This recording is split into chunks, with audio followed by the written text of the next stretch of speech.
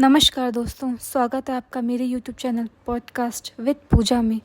आज मैं आपको जो कहानी सुनाने जा रही हूँ उसका नाम है आवाज़ का भाग दूसरा। यदि आपको मेरी कहानी पसंद आती है तो प्लीज़ चैनल को लाइक, सब्सक्राइब और शेयर ज़रूर करें।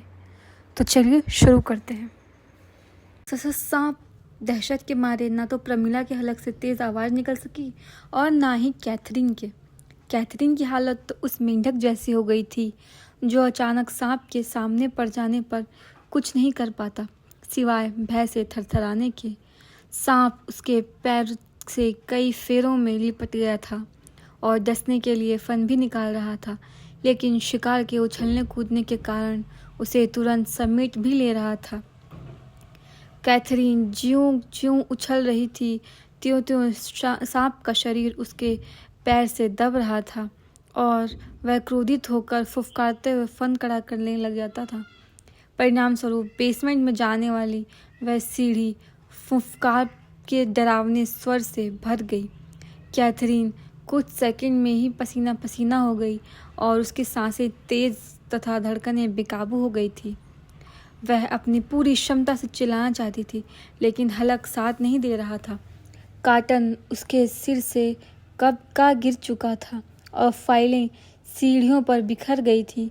प्रमिला जब दहशत से कुछ हद तक उबरने में कामयाब हुई तो तेज़ी से ऊपर की ओर भागी और ग्राउंड फ्लोर से ही हलक फाड़ फाड़ कर चिल्लाने लगी, कैथू को सांप डस रहा है, उसे कोई बचाओ वरना आज वह मर ही गई। उसके ज़ोर ज़ोर से चिल्लाने का असर हुआ और तेज़ी से कुछ लड़के भागते हुए नीचे आए, जिसमें उन दोनों का क्लासमेट पीटर भी था। कहाँ सांप? सबने समवेत स्वर में पूछा। प्रमिला ने हाँफते हुए सीढ़ी की ओर इशारा किया। सब सीढ़ी पर पहुंचे, लेकिन वहां लड़की के पैर से एक मोटा भुजंग सांप लिपटा हुआ देखते ही उनके हाथ पांव फूल गए, सिवाय पीटर के। काम डाउन कैथरीन, उसने भय से मूर्छित होने की कगार पर पहुंच गई कैथरीन का हौसला बढ़ाते हुए कहा। ये कुछ नहीं करेगा, ये खतरनाक नहीं है, जहरीला तो बिल्कुल भी नहीं है। वह बाकी लड़कों की ओर मुड़ा। प्लीज़ कोई जूलॉजी की लैब से एक खाली जार लेकर आओ, मैं इसे अभी पकड़ लेता हूँ। पीटर के साहस पर लड़कों के रोंगटे खड़े हो गए। प्लीज़ जल्दी करो, इससे पहले कि कैथरीन का हार्ट फेल हो जाए। हार्ट फेल का नाम सुनते ही एक लड़का दौड़ पड़ा। गेट रिलैक्स्ड, कुछ नहीं होगा। पीटर आहिस्ता से कैथरीन की ओर बढ़ा। मैं अभी इसे तुमसे अलग कर देता हूँ। नए दुश्मन को अपनी ओर बढ़ता देख सांप ने फन हवा में स्थिर कर लिया और क्रोध से भरी हुई लाल लाल आंखों से पीटर को घूरने लगा। पीटर ने उसकी ओर हाथ बढ़ाया। जवाब में उसने तेज फुफकार छोड़ी। पीटर ने हाथ पीछे खींच लिया। हालत उसकी भी खस्ता थी, लेकिन चूंकि सांप को पहचान कर वह उसके विषहीन होने के प्रति आश्वस्त हो चुका था, इसीलिए डर उस पर हावी नहीं हो पा रहा था। उसने 2-3 बार अपना हाथ सांप की ओर बढ़ाया, लेकिन सांप ने हर बार जवाबी हमला किया और उसे हाथ से पीछे खींच लेना पड़ा। अंततः एक प्रयास में वह सांप की गर्दन दबोचने में कामयाब हो गया और इससे पहले कि सांप कैथरीन के पैर को छोड़कर पीटर के हाथ में लिपटता, पीटर ने दूसरे हाथ से उसकी पूंछ पकड़ ली और उसे खींचकर कैथरीन के पैर से अलग कर दिया। इस साहसिक कार्य के दौरान पीटर की भी सांसें उखड़ गई थी और चेहरे से पसीना पानी की तरह बहने लगा था। अब तक वह लड़का भी लैब से कांच की एक खाली जार उठा लाया था और साथ ही सभी लोगों को ये समाचार भी बांट आया था कि बेसमेंट की सीढ़ियों पर एक सांप का रेस्क्यू ऑपरेशन चल रहा है। फलस्वरूप थोड़ी ही देर में सीढ़ियों पर लड़के लड़कियों और टीचरों की भीड़ उमड़ पड़ी। पीटर ने कुशलतापूर्वक सांप को जार में डालकर उसका ढक्कन बंद कर दिया और सांप जार की दीवार पर फन मारते हुए अपने क्रोध का इजहार करने लगा। जो सांप अब तक लोगों के भय का पर्याय बना हुआ था, वही अब पकड़े जाने के बाद दर्शनीय हो गया। सारे छात्र पीटर के लिए तालियां बजाने लगे। रेड स्नेक है ये, पीटर ने हाथ झाड़ते हुए और हाँफते हुए प्रमिला की ओर मुखातिब होकर कहा, 100% नॉन वेनोमस। जूलॉजी में रेप्टाइल्स का पर एक लंबा चौड़ा चैप्टर है, उसे अगर ढंग से पढ़ी होती तो डरने के बजाय साधारण सा रेस्क्यू ऑपरेशन खुद कर लेती। सिर्फ बॉडी का वेट बढ़ाने से काम नहीं चलेगा, किताबों की नॉलेज को लाइफ में उतारना भी सीखो। जब पीटर ने किसी सख्त टीचर की भांति प्रमिला को लताड़ा तो सारे लोग ठहाका लगा पड़े, जबकि प्रमिला पीटर के बोल्डनेस पर मुग्ध हुई पड़ी थी। उसे महसूस ही नहीं हुआ कि पीटर ने उसका मजाक उड़ाया। नरेश के बाद अब उसे एक नया क्रश मिल गया था। कुछ लड़कियां कैथरीन को संभालने में जुट गई, जो आधा होश में और आधा बेहोशी में थी। उसे अब हर जगह सांप दिखाई दे रहा था और लग रहा था कि सांप अब भी उसके पैरों से लिपटा हुआ है। अच्छी बात ये थी कि सांप ने उसे काटा नहीं था, अन्यथा वह विष से तो नहीं लेकिन कार्डियक अरेस्ट से ज़रूर मर जाती। क्या डेयरिंग बंदा है यार, इतने हैवी स्नेक को यूं हाथ से उठाकर डिब्बे में भर दिया। रात के 8 बज चुके थे, लेकिन प्रमिला के जहन से पीटर की खुमारी नहीं उतरी थी। वह लिहाफ में घुसकर पीटर चालीसा पढ़े जा रही थी, जबकि कैथरीन के मन मस्तिष्क पर अभी भी सांप का खौफ छाया हुआ था। वह स्टडी टेबल की कुर्सी पर बैठी जरूर थी, लेकिन पैर जमीन पर नहीं टिकाए रही थी। हवा से उभरती सरसराहट में भी उसे सांप के रेंगने का एहसास हो रहा था। कोई चीज़ भी उसे हल्के से भी छू जाती थी तो वह चौंक पड़ती थी। फिलहाल वह दोनों हथेली अपने कान पर रखे हुए थी और स्टडी टेबल पर में गड़ाए हुए थी। प्रमिला की बकवास वह सुन रही थी या नहीं, कहा नहीं जा सकता था। काफ़ी देर तक खुद से बातें करते करते जब प्रमिला थक गई तो उसने कैथरीन की ओर देखा। कैथरीन अब दोनों पैर कुर्सी पर रखकर उकड़ू बैठ गई थी। क्या ये तू पढ़ाई कर रही है? उसने आशंकित लहजे में पूछा। कैथरीन की ओर से कोई जवाब नहीं आया। नींद नहीं आ रही है तो बिस्तर पर आ जा, यहाँ सांप नहीं है, देख मैं कब से यहीं पर सोई हूँ। कैथरीन ने अब भी कुछ नहीं कहा। प्रमिला ने कुछ देर तक उसकी ओर देखा।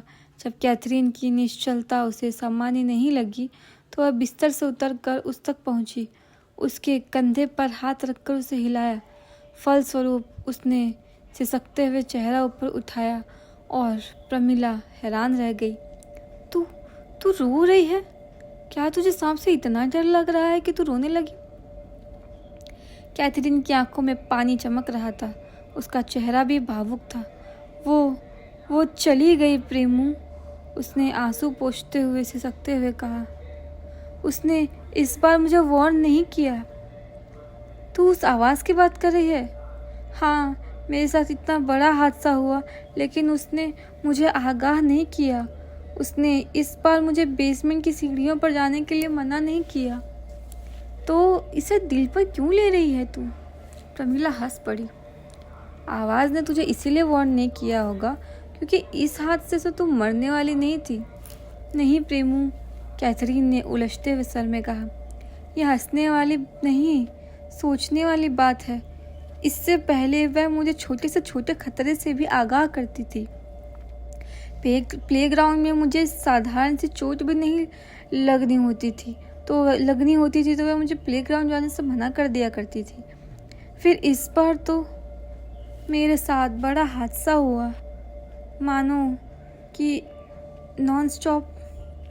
फिर इस बार तो मेरे साथ बड़ा हादसा हुआ, माना कि सांप नॉन वेनमस था। उसकी बाइट से मुझे कुछ नहीं होता, लेकिन डर से मेरी जो हालत ख़राब हुई थी उससे तो कुछ भी हो सकता था। हार्ट फेल से मेरी जान तक जा सकती थी। प्रमिला ने हुंकार भरी। सोचने वाली बात तो है। यू नो प्रेमू, मैंने कभी मिसेस ब्रिगेंजा को नहीं माना और ना ही उनके करीब होने पर मुझे कभी माँ जैसा एहसास हुआ। मुझे अपने जीवन में कभी उनकी कोई ज़रूरत महसूस नहीं हुई, लेकिन वह आवाज़ मुझे अपनी लगने लगी थी। मेरी ज़िंदगी का हिस्सा बन गई थी वह। उसकी कमी को मैं अपने जीवन में बर्दाश्त नहीं कर सकती। प्रेमू, तू जल्दबाजी कर रही है। कैथरीन की हालत देख प्रमीला भी अपने स्वभाव के विपरीत जाकर गंभीर हो गई। हो सकता है उसने तेरा साथ न छोड़ा हो, बल्कि किसी और वजह से इस बार वह तुझे आगाज करने ना आई हो। नहीं यार कैथरीन, नहीं यार, कैथरीन झुंझलाई। ये बस झूठी तसल्ली है। वह मुझसे गुस्सा होकर चली गई। लेकिन क्यों? वह तुझसे गुस्सा क्यों होगी? क्योंकि मैंने उसका दूसरे के लिए इस्तेमाल किया। मैंने वार्डन मैम के बेटे की बीमारी जानने के लिए उसका इस्तेमाल किया, जो कि शायद मुझे नहीं करना चाहिए था। प्रमीला भी सोच में पड़ गई। कुछ देर बाद उसने कहा, मुझे नहीं लगता कि ऐसा है जैसा कि तूने बताया है। जब से तूने होश संभाला है तब से तेरे दिमाग में वह आवाज़ बसी हुई है। फिर इस तरह अचानक अनजाने में हुई किसी गलती से वह तुझे छोड़कर नहीं जा सकती। ऐसा तो कोई नकचड़ी लड़की भी अपने बॉयफ्रेंड के साथ नहीं करती होगी। कैथरीन बस आंखें बंद कर लंबी लंबी सांस लेती रही, बोली कुछ नहीं। अरे हाँ, अभी अभी मेरे माइंड में एक आइडिया आया है, प्रमीला ने चुटकी बजाते हुए कहा। तू तो उस आवाज़ से कांटेक्ट कर सकती है ना, तो उससे बात करके पूछना कि आज वह कहाँ फंस गई थी। हालांकि प्रमीला ने उत्साह से कहा, लेकिन कैथरीन की प्रतिक्रिया उत्साहजनक ना रही। मैं पिछले 1 घंटे से 2 बार ये नाकाम कोशिश कर चुकी हूँ।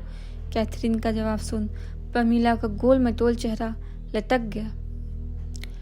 आज कैथरीन का मन क्लास में नहीं लग रहा था, इसीलिए वह हिंदी का पीरियड ओवर होते ही बैग समेत लाइब्रेरी पहुंच गई और फिक्शन सेक्शन से अलिफ लैला का एक हिंदी संस्करण निकालकर एक टेबल पर आसन जमा ली। उस आवाज़ ने मुझसे किनारा क्यों कर लिया? क्या मैं सचमुच वार्डन मैम की मदद करके उससे हमेशा के लिए खुद से दूर कर लिया? क्या अब वह मुझे कभी नहीं सुनाई देगी? उपयुक्त सवालों से कुछ देर के लिए निजात पाने का उसे एकमात्र तरीका यही नजर आया था कि वह परियों, जिन्नों और जादूगरों से भरी सिंदबाद की रहस्यमय रोमांचक यात्राओं पर निकल जाए। उसने अलिफ लैला के पन्ने पलटकर उस पृष्ठ को खोला जहाँ से दास्तान सिंदबाद शुरू होती थी। सिंदबाद की 7 यात्राओं में उसकी दूसरी यात्रा सिंदबाद हीरों की घाटी में कैथरीन को सबसे ज़्यादा रोमांचक लगती थी, जिसमें एक विशालकाय उकाब पक्षी सिंदबाद को ले जाकर हीरों की घाटी में छोड़ देता है। उसने एक गहरी सांस लेकर मन मस्तिष्क को स्थिर किया और किताब में खो गई। वह कुछ ही पन्ने पढ़ पाई थी कि चौंक पड़ी, बल्कि उछल पड़ी। सायरन की एक चिरपरिचित आवाज़ उसके कानों में पड़ी। आवाज़ बेहद धीमी थी, लेकिन कैथरीन जानती थी कि आगामी कुछ क्षणों में वह तीक्ष्ण हो जाएगी, इतनी तीक्ष्ण कि उसके कान के पर्दों में सुई चुभने जाने का एहसास होने लगेगा। उसे कानों पर हथेली रखनी पड़ जाएगी। कैथरीन रोमांचित हो गई। सीधा सा कारण था कि आवाज़ उससे संपर्क करने वाली थी। जैसा कैथरीन के साथ अब तक होता आया था, वैसा ही हुआ। आवाज़ बेहद तेज होकर थम गई। सब कुछ सन्नाटे में डूब गया। परिवेश में अब भी हलचल थी, चहल पहल थी, लेकिन कैथरीन को कुछ सुनाई नहीं दे रहा था, मानो वह बहरी हो गई थी। फिर इस अजीबोगरीब और रहस्यमयी दशा में उसे किसी औरत की वही आवाज़ सुनाई पड़ी जिसे अब तक सुनती आई थी, लेकिन इस बार संदेश हमेशा से अलग था। मुझे मार दो, इससे पहले कि वह तुम्हें मार दे, तुम मुझे मार दो। ठीक उसी पल कैथरीन को किसी ने झकझोर दिया और वह सामान्य अवस्था में आ गई, लेकिन उसका बदन तपने लगा था। सिर में तेज पीड़ा उठने लगी थी और सांसें भी उग्र हो गई थी, जैसा कि इस अवस्था से बाहर आने पर हर बार उसके साथ होता था। तू क्लास बंक करके लाइब्रेरी में बैठ के अलिफ लैला पढ़ रही है? प्रमीला ने उसे हिलाते हुए पूछा, लेकिन अगले ही पल उसकी दशा देखकर ही उसके चेहरे पर आश्चर्य सिमट आया। वो सुनाई पड़ी तुझे क्या? कैथरीन ने सांसें संयत करते हुए हाँ में गर्दन हिलाई। रुक, मैं पानी लाती हूँ। प्रमिला तेज़ी से वाटर कूलर की ओर लपकी और कुछ ही सेकंड में उसने उसके सामने एक डिपोजेबल ग्लास में पानी लेकर खड़ी थी। थैंक्स। कैथरीन ने उसके हाथ से ग्लास लेकर खाली कर दिया। प्रमिला भी राउंड टेबल की दूसरी ओर उसके सामने बैठ गई और उसका चेहरा किसी छोटे से मासूम बच्चे की तरह ध्यान से देखते हुए उसके सामान्य होने का इंतज़ार करने लगी। इस बार क्या कहा उसने? जब वह थोड़ी स्थिर हुई तो प्रमिला ने अविलंब पूछा, मेरी कुछ समझ में नहीं आ रहा है कि मेरी लाइफ में ये क्या मुसीबत शुरू हो गई। कैथरीन की शक्ल से लगा कि वह अब रोई तब रोई। I am totally in panic. लेकिन हुआ क्या? ऐसा क्या कह दिया उस आवाज़ ने इस बार? उसने उसने उसने कहा कि इससे पहले कि कोई मुझे मार दे मैं उसे मार दूं। व्हाट?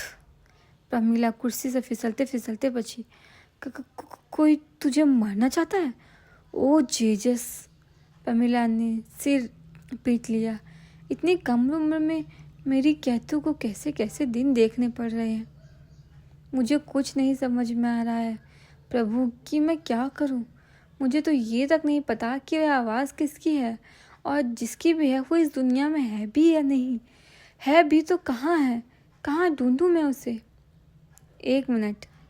प्रमिला अचानक कैथरीन की बातों पर ब्रेक लगाते हुए अजीबोगरीब शक्ल बनाकर बोली, पहले ये बता कि तू उसे ढूंढने का ख्याल तेरे मन में आया कैसे?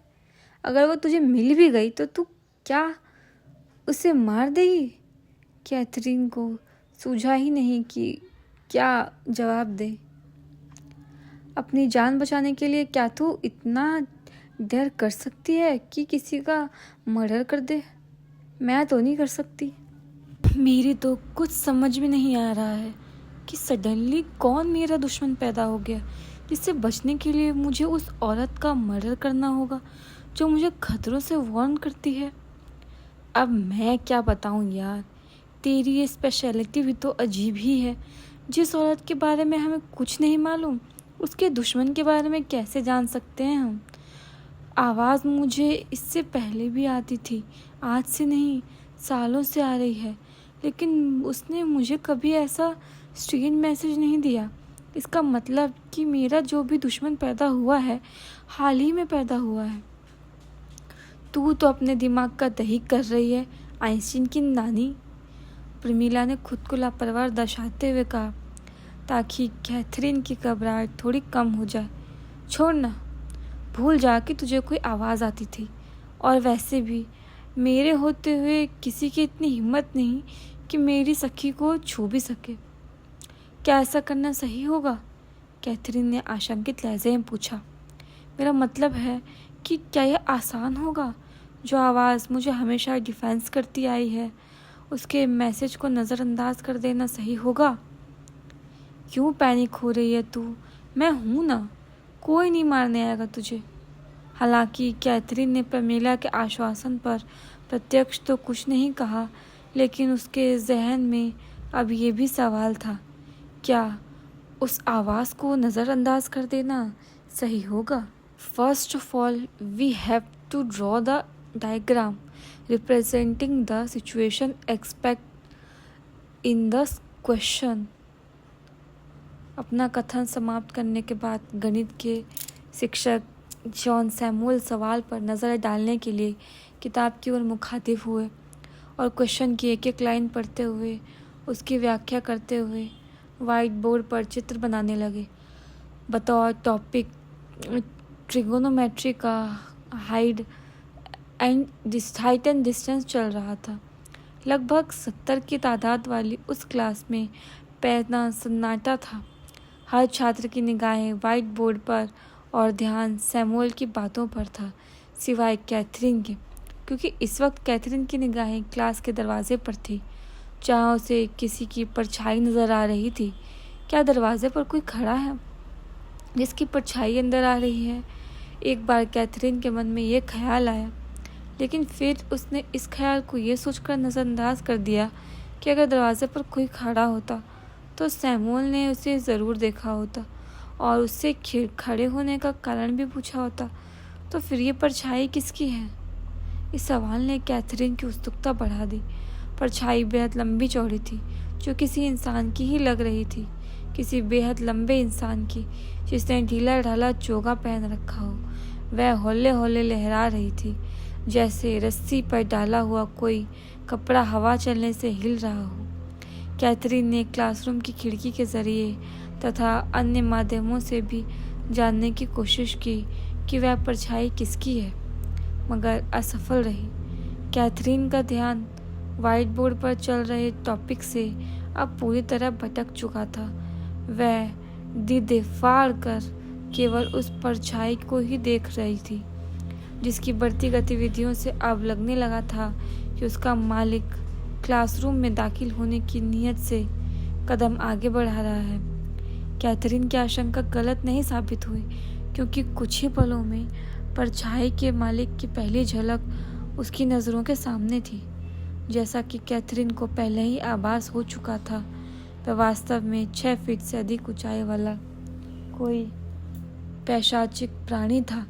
उसके जिस्म पर पैरों के पंजे तक लटक रहा बदरंग लिबास ना तो चोगा कहा जा सकता था और ना ही कुछ और। वह भयानक लिबास साधारण कपास के बजाय जानवरों और इंसानों के चमड़े से मिलकर बना था। जगह जगह पतले तारों से की गई उसकी सिलाई दूर से ही नजर आ रही थी। उसके लिबास से फिसलते हुए कैथरीन की निगाहें जब उसके चेहरे पर पड़ी तो उसकी सांसें थम गई और आंखें खौफजदा होकर फटी की फटी रह गई। जूलॉजी की किताब में दर्ज ह्यूमन स्केलेटन की खोपड़ी उसकी आंखों के सामने थी, चर्मविहीन सफ़ेद खोपड़ी जिसके चेहरे पर दोनों आंखों और नाक के स्थान पर केवल सुराख थे। उसके दाहिने हाथ में हड्डी की एक बांसुरी थी। The death angel of death. Catherine के लब थरथराए। उसने व्हाइट बोर्ड पर डायग्राम बनाने में व्यस्त सैमुअल और पूरी क्लास को चीख कर बताना चाहा कि क्लासरूम के दरवाजे पर मौत का दूत खड़ा है, लेकिन उस वक्त वह बौखला गई जब उसने पाया कि उसकी बातों का किसी पर कोई असर नहीं हुआ। किसी ने उसे नहीं सुना सिवाय मौत के उस दूत के। कैथरीन की आवाज़ सुन उसके हड्डीनुमा चेहरे उसका रुख उसकी ओर हुआ और वह रगों में सीरन भर देने वाली ठक ठक की आवाज़ उत्पन्न करते हुए तेज़ी से उसकी ओर बढ़ने लगा। कैथरीन दहशत से भर गई। उसने अपने आसपास देखा, सब अपने अपने काम में व्यस्त थे। शायद एंजल ऑफ डेथ उन्हें नज़र ही नहीं आ रहा था या फिर उन्हें उससे कोई सरोकार ही नहीं था। सहसा कैथरीन के हाथ पांव फूल गए जब उसे दकियानुसी सोच रखने वाले लोगों के बीच प्रचलित एक कहावत याद आ गई, एंजल ऑफ डेथ केवल उन्हें ही दिखाई देता है जिन्हें वह लेने आता है। मरने वाले इंसान के होठ पर वह अपने होठ रखता है और उसकी आत्मा को सोख कर उसे लाश में तब्दील करके चला जाता है। कैथरीन जूड़ी की मरीज की भांति कांपने लगी। उसे इस सवाल का जवाब मिल गया कि मौत का वह दूत बाकियों को क्यों नजर नहीं आ रहा था। नहीं, मैं मरना नहीं चाहती। उसके होठों से खुद ब खुद निकलने लगा। उसकी आवाज़ सुन मौत के दूत ने अपनी रफ्तार बढ़ा दी। वह तेज़ी से सरसराते हुए उस तक पहुंचा और उसके दोनों कंधों को पकड़कर जग छोड़ते हुए उसके चेहरे पर झुक गया। अब वह किसी भी पल उसके होठों से अपने हड्डीनुमा जबड़े चिपका कर उसकी आत्मा को सोखना शुरू करने वाला था। कैथरीन ने मौत के इन आखिरी क्षणों में कसकर आंखें बंद कर ली। उसे कल्पना तक नहीं की थी कि किसी दिन यूं ही क्लास में एंजल ऑफ डेथ आकर उसकी आत्मा को सोख कर चला जाएगा। जिंदगी के इन आखिरी क्षणों में उसका दिमाग तेज़ी से काम कर रहा था। उसे हर भूली बिसरी बातें याद आ रही थी और उन्हीं बातों में उसे कुछ ऐसा याद आया जिसने उसकी आशाओं को पुनर्जीवित कर दिया। एंजल ऑफ डेथ के ऊपर अगर थूक दिया जाए तो वह उस इंसान की आत्मा को सोखे बिना ही लौट जाता है। कैथरीन की मानो जिंदगी लौट आई। उसने अपने मुंह में ढेर सारा लार इकट्ठा किया और बंद आंखों के अंधेरे में मौत के दूत के चेहरे का अनुमान लगाकर उसे बाहर निकाल दिया। फच! What the hell is this? Samuel की चीख सुनते ही कैथरीन ने बौखलाकर आंखें खोली और हक्का बक्का रह गई। उसके सामने मौत का दूत नहीं बल्कि मैथ के टीचर जॉन सैमुअल थे, जो थोड़ी देर बाद पहले व्हाइट बोर्ड पर हाइट एंड डिस्टेंस की किसी प्रॉब्लम का डायग्राम बना रहे थे। सैमुअल चेहरे पर घृणित भाव लिए हुए रुमाल से अपना चेहरा साफ कर रहे थे, जबकि क्लास के बाकी लड़के लड़कियां कैथरीन को ऐसे घूरने लगे जैसे वह ताजमहल हो जो आगरा से सीधे चलकर उनके बीच आ गई हो। प्रमिला तो आश्चर्य की अधिकता से पत्थर की मूरत बन गई थी। कैथरीन को सूझा ही नहीं कि क्या प्रतिक्रिया दे। उसकी शक्ल ऐसी हो गई जैसे उसे जबरदस्ती करेले का जूस पिला दिया गया हो। I am really sorry sir, I was completely out of mind. I don't know how did this happen. Please. Catherine बदहवास लहजे में जो भी सूझा बोलती चली गई। उसने थूक साफ करने के ढेर से अपना रुमाल निकालकर सैमुअल के चेहरे की ओर बढ़ाया भी, लेकिन सैमुअल ने उसका हाथ झटक दिया। Just shut up and stay away from me, you dirty girl. Catherine अपनी सफाई में कुछ और भी पेश करने जा रही थी, लेकिन सैमुअल की क्रूर भाव भंगिमाओं को देखकर सहम गई। Live my class. सैमुअल ने उस पर खूब दृष्टि डालते हुए एक एक शब्द को चबाते हुए कहा, but sir, I said leave my class now and go to a mental clinic. इस बार सैमुअल पैर पटकते हुए चीख पड़े। अंततः कैथरीन के पास बाहर जाने के अलावा कोई रास्ता नहीं बचा। आज की ओपीडी के सारे पेशेंट निपटाने के बाद डॉक्टर विश्वास सक्सेना चेयर की पुष्ट से सिर तक टिकाकर सांस ही ले ही रहे थे कि किसी ने नॉक किया। यस, उन्होंने आगंतुक पर नजर डाले बिना ही कहा। आने वाली एक नर्स थी जो सीधा उनके सामने जाकर खड़ी हो गई। मैंने कंफर्म कर लिया सर, नर्स ने कहा। बांसुरी की वैध उन डीलक वार्ड के कई पेशेंट और उनके अटेंडेंट्स को भी पिछले कई दिनों से सुनाई दे रही है। इसके अलावा और क्या कंफर्म किया आपने मिस कावेरी? डॉक्टर विश्वास ने सामान्य मुद्रा में आते पूछा। लोगों को वह धुन आधी रात के वक्त सुनाई देती है। धुन बिल्कुल वैसी ही होती है जैसी मुझे सुनाई पड़ी थी, और उन्हें भी वहीं से आती हुई लगती है जहाँ से मुझे आती हुई लगती थी। इन शॉर्ट आप ये कहिए कावेरी जी कि उन लोगों ने भी आपकी बातों को सही ठहराया। शायद मुझे भी आपकी ये बात पूरी तरह सही मान लेनी चाहिए कि आपने कल रात 12 बजे तीसरी मंजिल पर मौजूद डीलक्स वार्ड के ऊपर की मंजिल से, जहाँ VIP वार्ड्स बने हुए हैं, किसी बांसुरी की मातमी धुन सुनी थी। कावेरी असमंजस में पड़कर कोई प्रतिक्रिया नहीं दे सकी, क्योंकि वह समझ नहीं पाई कि डॉक्टर विश्वास उसका मजाक उड़ा रहे हैं या सचमुच उस पर यकीन कर रहे हैं। विश्वास ने कंधे उचकाते हुए कहा, आप जाइए, मैं इन्वेस्टिगेट करता हूँ इस मैटर को।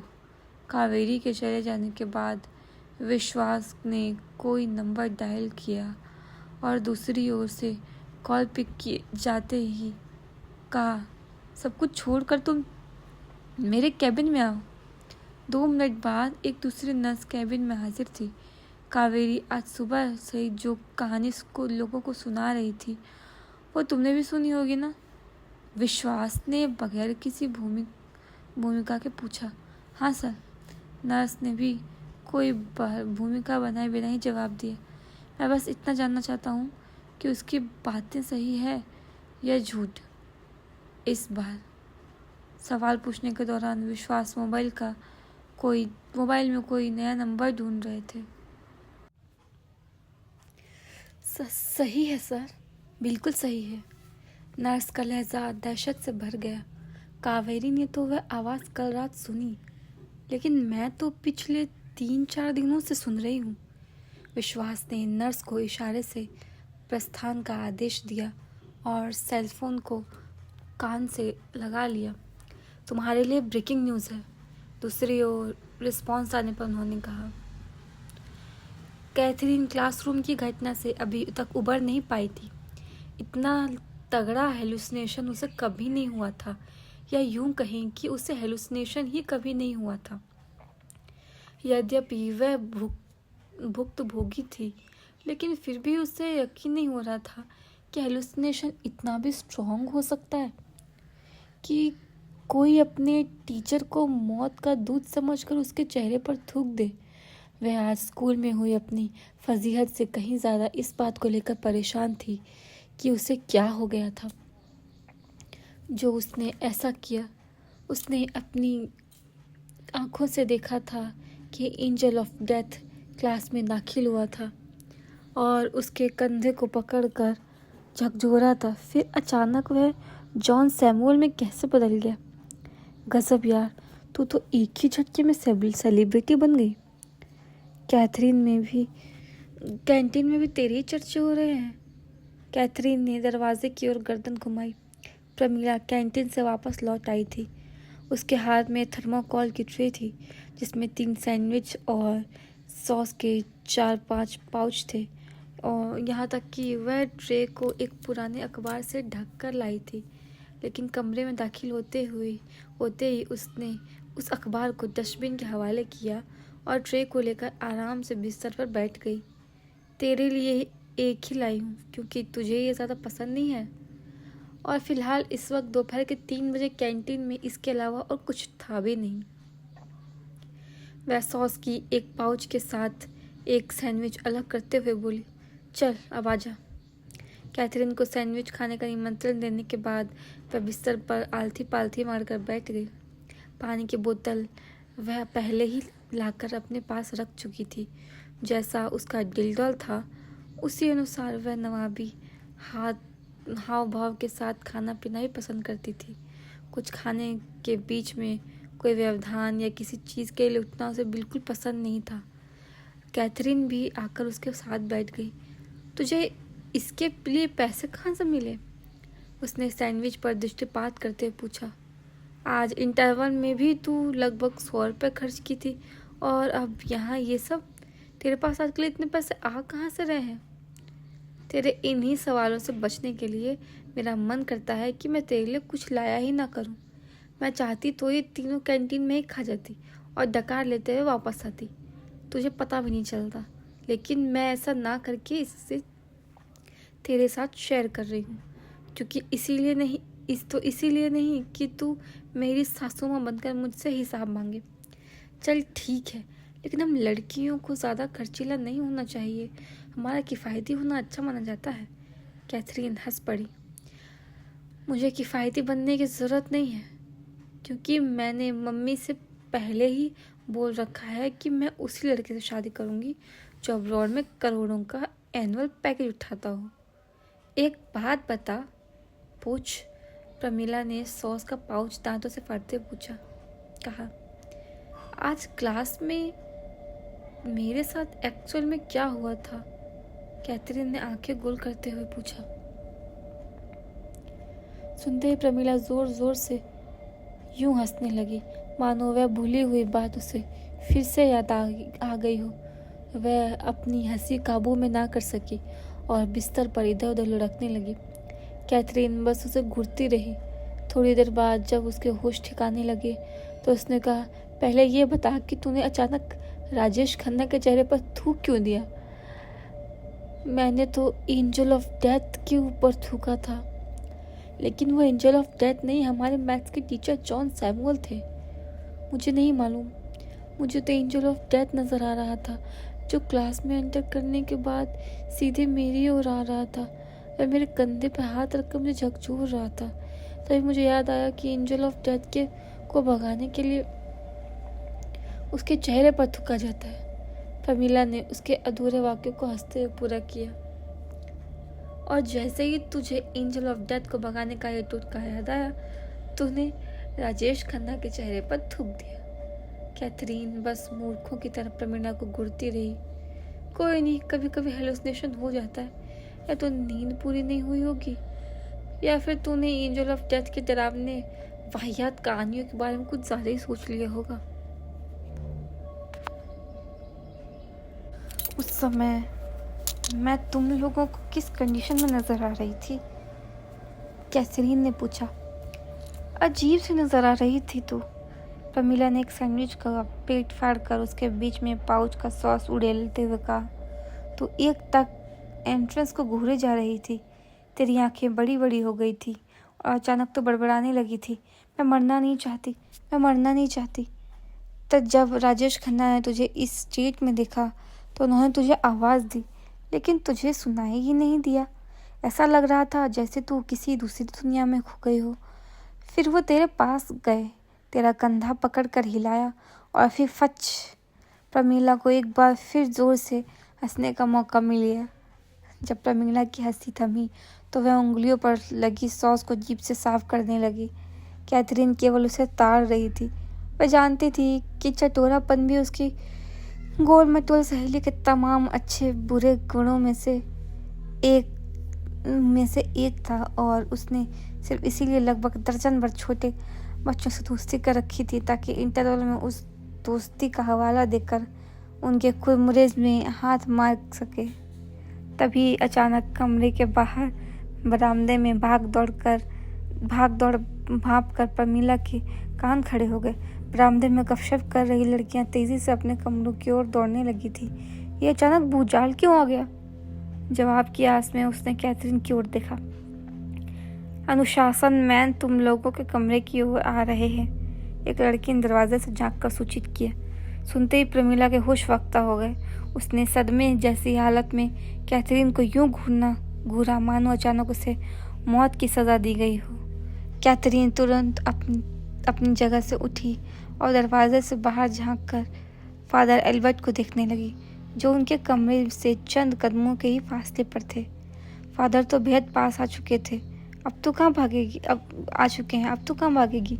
उपयुक्त वाक्य कहते हुए कैथरीन जो ही बिस्तर की ओर मुड़ी, वह गिरते गिरते बची, क्योंकि प्रमीला एक बार फिर गधे के सींग की तरह बिस्तर से गायब थी। सॉस भरे हुए तीनों सैंडविच थर्मोकोल की ट्रे में जस के तस रखे हुए थे। इतनी जल्दी कहाँ चली गई? बड़बड़ाते हुए कैथरीन ने ट्रे को एक पुराने अखबार से ढक दिया, खुद को संयत किया और एल्बर्ट के आने का इंतजार करने लगी। कुछ पलों में वे दरवाजे पर प्रकट हुए और अखबार से ढके ट्रे पर नजर डालते बोले, शायद हमने आने के लिए गलत वक्त चुना मिस कैथरीन। नहीं फादर, कैथरीन ने औपचारिक मुस्कान के साथ कहा, प्लीज अंदर आइए। एल्बर्ट अंदर दाखिल हुए जबकि उनका हाथ चपरासी बाहर ही रुक गया। वेल डेकोरेटेड, एल्बर्ट ने गर्दन घुमाई, रूम का मुआयना करते हुए कहा। उनके हाथ में एक पुरानी किताब थी जो बाइबल नहीं थी, और ऐसा होना थोड़ा आश्चर्यजनक था क्योंकि उनके हाथ में हमेशा बाइबल होना उनकी खास पहचान हुआ करती थी। Thank you father, please have a seat. Catherine ने स्टडी टेबल के चेयर को उनके सामने प्रस्तुत करते हुए कहा, थैंक यू मिस कैथरीन, लेकिन हम यहाँ बैठने के लिए नहीं आए हैं। आज स्कूल में जो कुछ हुआ उस पर आपसे कुछ सवाल पूछना चाहते हैं। इसके अलावा हमारे साथ एक नई जानकारी भी लगी है जिसे हम आपको बताना ज़रूरी समझते हैं। कहने के बाद एल्बर्ट ने आगे बढ़कर उस पुरानी किताब को स्टडी टेबल पर रख दिया और दोनों हाथ पीछे किए हुए कैथरीन से मुखाते हुए, मैं शर्मिंदा हूँ फादर। कैथरीन ने अपराध बोध से भरे लहजे में कहा, मैं बहुत ज़्यादा शर्मिंदा हूँ। मैंने सैमुअल सर से पर्सनली मिलकर भी उन्हें सॉरी कहा, हालांकि उन्होंने मुझे माफ़ कर दिया है, लेकिन मैंने उसके साथ बहुत बुरा किया। इसका अफसोस मुझे लाइफ टाइम रहेगा। इतना काफ़ी है अपनी भूल के पश्चाताप के लिए। मिस्टर सैमुअल समेत सारा स्कूल ये बात जानता है कि आप या सेंट ऑगस्टस का कोई भी स्टूडेंट इतना जंगली नहीं हो सकता कि जानबूझकर अपने टीचर को चेहरे पर थूक दे। इसीलिए हम आपसे इस बारे में बात नहीं करना चाहते। क्लास में जो घटना घटी, उस घटना के दौरान आप किस मेंटल स्टेट से गुजर रही थी, हम बस ये घटना जानना चाहते हैं। कैथरीन थोड़ा भयभीत नजर आई। Don't be scared miss Catherine. Albert उसकी दुविधा भांप गए। बताइए हमें कि क्या हुआ था क्लास में आपको। मैंने एंजल ऑफ डेथ को देखा था फादर। वह मुझ पर झपटा था। उसे खुद से दूर करने के लिए ही मैंने उस पर थूका था, लेकिन जब मैं नॉर्मल हुई तो पता चला मैंने हेलुसिनेशन में उलझकर सैमुअल सर के फेस पर थूक दिया था। यानी मौत का वह दूत जो दाहिने हाथ में हड्डी की बांसुरी लेकर चलता है, इंसानों तथा जानवरों की खाल का सिला हुआ कपड़ा पहनता है और शिकार की आत्मा सूख कर उसे मौत की नींद सुला देता है, आपको नजर आया था? कैथरीन ने हाँ सिर हिलाया। बेशक वो हेलुसिनेशन था मिस कैथरीन, मगर वो बेसबब नहीं रहा होगा। एल्बर्ट बेचैनी पूर्वक चहलकदमी करते हुए बोले, क्या आपके साथ पिछले 4-5 दिनों में कुछ अनयूजुअल हुआ है? हाँ, कैथरीन ने अविलंब जवाब दिया। वह आवाज़ मुझे खतरों से आगाह नहीं करती। उसने मेरा साथ छोड़ दिया है। ओह, एल्बर्ट के होंठ सिकुड़ गए। ये कब से है? और आपको कैसे पता चला कि उसने आपको छोड़ दिया है? कैथरीन ने बता दिया। जवाब सुनकर एल्बर्ट ने तुरंत कुछ नहीं कहा। कुछ देर तक मनन करने के बाद उन्होंने आशंकित लहजे से पूछा, कहीं ये मिसेस माथुर की मदद करने की वजह से तो नहीं हुआ? कैथरीन ने कंधे उचकाकर कोई निश्चित राय जाहिर करने में असमर्थता जताई। क्या उस आवाज़ ने आपसे दोबारा संपर्क किया? खतरों से आगाह करने के लिए नहीं, बल्कि किसी और कारण से? कैथरीन के रोंगटे खड़े हो गए। क्या फादर को यह बताना सही होगा कि उस रहस्यमय आवाज़ की मालकिन अब जीना नहीं चाहती और मुझे खुद को मारने का काम सौंपा है? इस सवाल पर कैथरीन ने कुछ पलों तक विचार किया और फिर झूठा जवाब दे दिया, नहीं फादर, उस आवाज़ से लास्ट टाइम मेरा कांटेक्ट वार्डन मैम के घर पर ही हुआ था। उसके बाद उस आवाज़ ने मुझसे कांटेक्ट नहीं किया। मैंने अपनी ओर से उसे कांटेक्ट करने की कई बार कोशिश की, लेकिन कोई पॉजिटिव रिजल्ट नहीं आया। उस आवाज़ का अचानक आपसे दूरी बना लेना और आपको एंजल ऑफ डेथ का नज़र आना, ये घटनाएं कहीं ना कहीं इस बात से ज़रूर जुड़ी हैं कि आपने उस आवाज़ को ज़रिया बनाकर मिस माथुर की मदद की। बाय द वे, एल्बर्ट ने एक गहरी सांस ली और कहा, आपने हमसे पूछा था ना कि अगर आपको सुनाई देने वाली वह आवाज़ किसी डेविल की हुई तो? कैथरीन ने हाँ में सिर हिलाया। तो शायद आपको उस दशा में डरना पड़ सकता है मिस कैथरीन। कहते हुए एल्बर्ट स्टडी टेबल की ओर मुड़े और उस पुरानी किताब तक पहुंचे जिसे उन्होंने स्टडी टेबल पर थोड़ी देर पहले ही रखा था। उनके पीछे कैथरीन ने बिस्तर पर नजर डाली।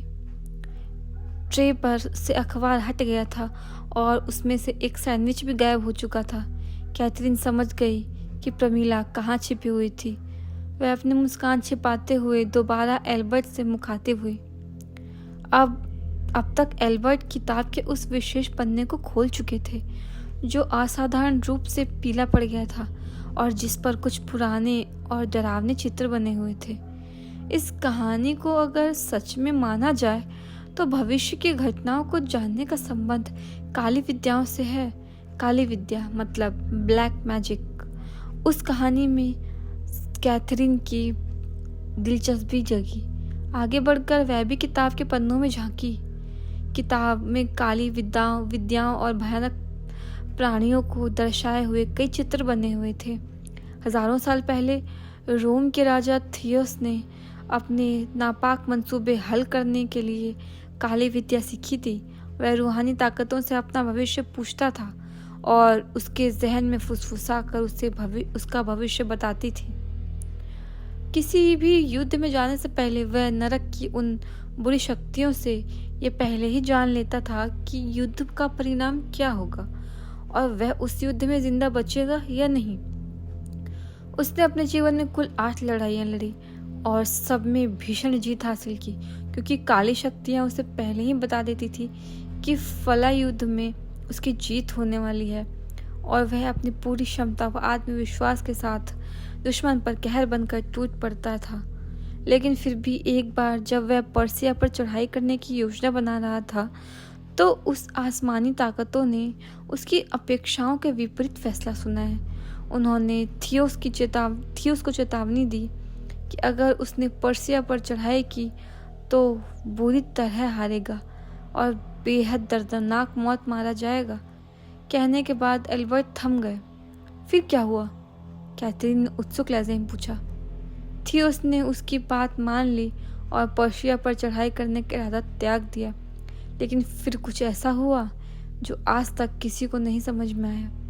जिस दिन थियोस ने पर्सिया के खिलाफ उठे हुए अपनी तलवार को म्यान में रखा, उसी दिन के बाद आने वाली 7वीं रात को जब तेज मूसलाधार बारिश हो रही थी, उसने अपनी रानी का गला काटकर उसकी हत्या कर दी।